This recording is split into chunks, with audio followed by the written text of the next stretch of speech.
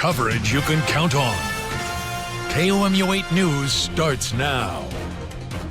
Well, a warm day is about to give way to a very different week.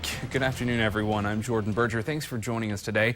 Matt, what should people be expecting out there? Yeah, Jordan, we should be expecting a significant winter storm that's going to create hazardous travel. That's why our storm mode index is at a 4 on our 0 to 5 scale. Starting tomorrow night, continuing through Thursday, accumulating snow, heavy snow going to be the primary concern. Watching for a tiny bit of ice with this, and then some 30-mile-per-hour wind gusts and some extreme cold on the backside of it, too. Hard to believe we may be near zero Friday morning when it's such a nice day right now. Temperatures in the middle to upper 50s.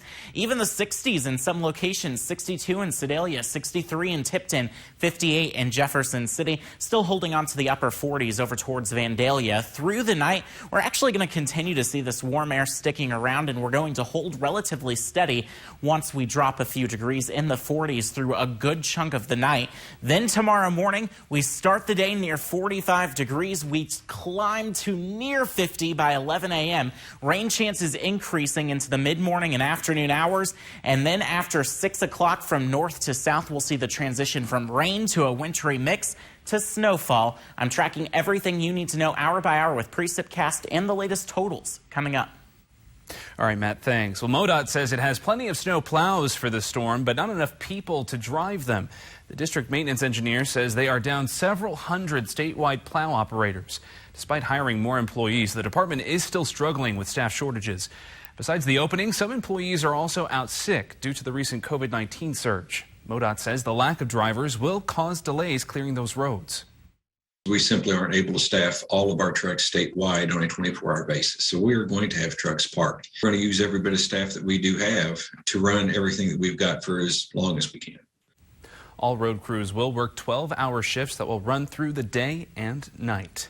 People are already stocking up in preparation for the storm. KMU8's Isabella Ladon spent the day with shoppers seeing what they're buying. She's live at One Hy-Vee. And Bella, how busy is the store right now?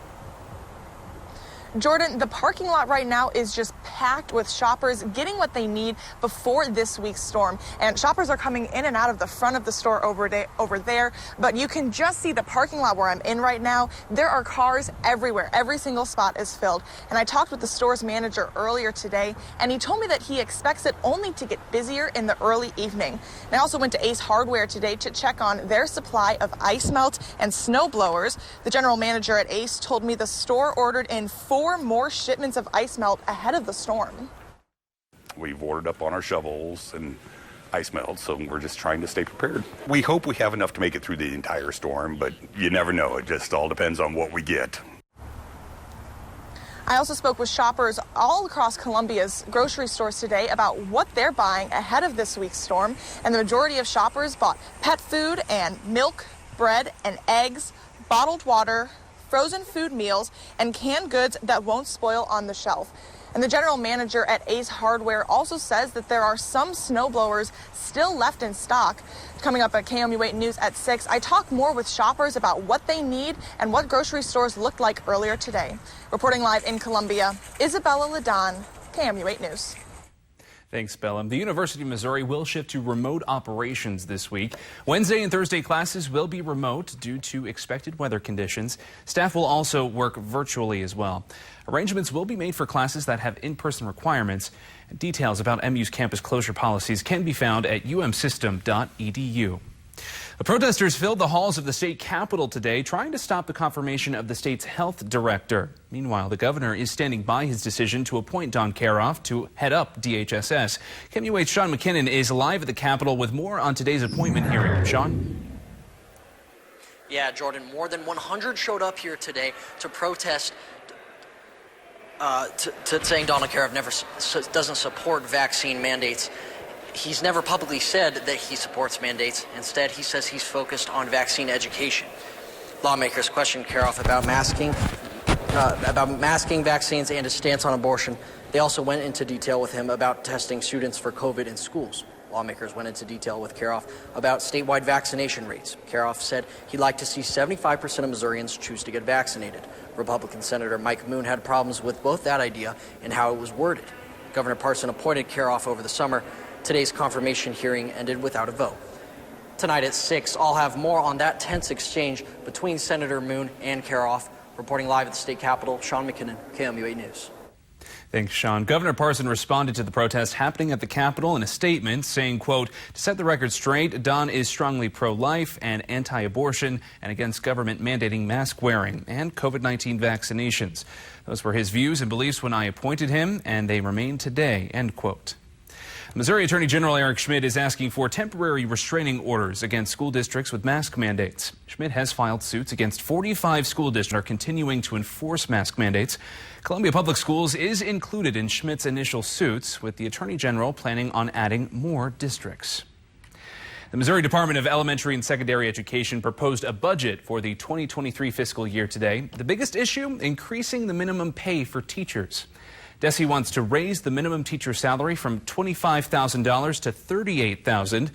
Currently, Missouri ranks last in the nation for state education funding.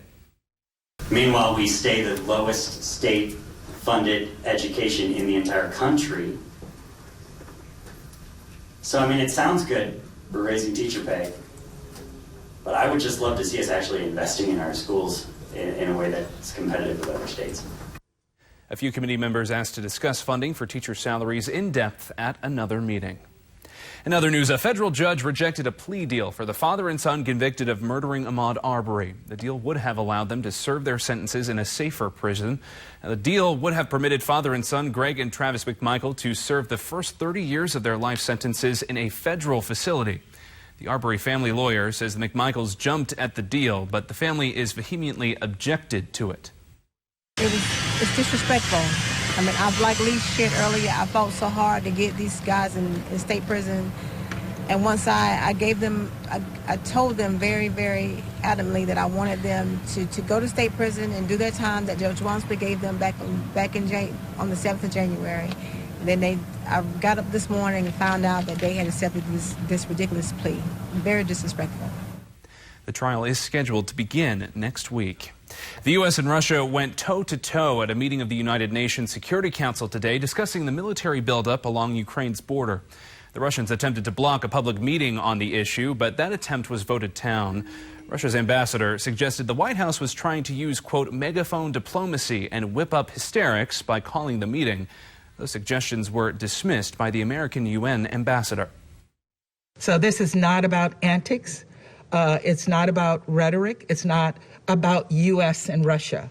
What this is about is the peace and security of one of our member states. Russia has stoked fears of a possible invasion by massing some 100,000 Russian troops that came along the Ukraine border. Now, North Korean state media today confirmed another missile test. The agency says the military tested an intermediate and long-range ballistic missile.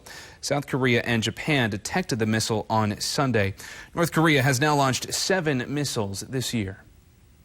Coming up, find out which major city is requiring children to be fully vaccinated by tomorrow to go to school. Plus, governors gathered at the White House today to find out what a big spending bill means for their states. Don't like the weather? Just wait a little bit and it's going to change. A winter storm watch in effect. That means we're watching a winter storm that's going to be heading our way. I'm tracking everything you need to know coming up. But first, you're looking live over Jesse Hall on the MU campus. The time is 5:07. This is KOMU 8 News at 5. Coverage you can count on.